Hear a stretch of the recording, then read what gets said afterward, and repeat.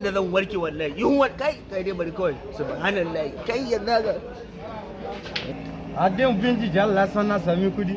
Allah da kare mishi helicopter zai siya.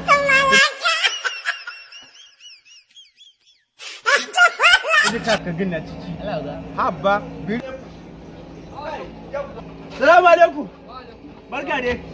Ai lafiya?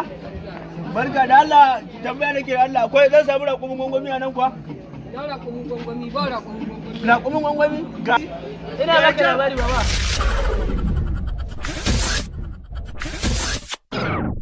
Jirin nan kali ba ka ji magana da na yi ba.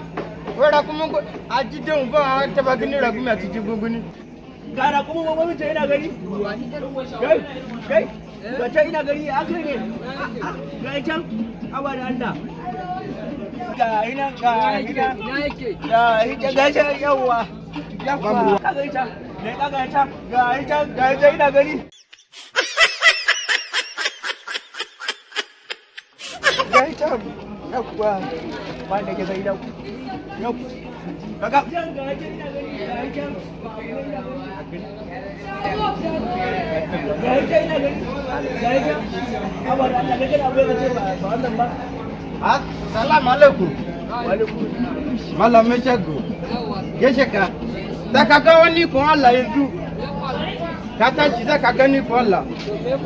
Wannan biski bana ka ba. Bin ka gani da zan yi shi. Hakan da ya shiga.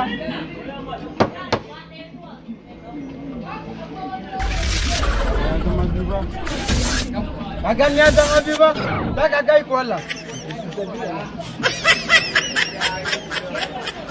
Wato ni na da gaba nake da yau.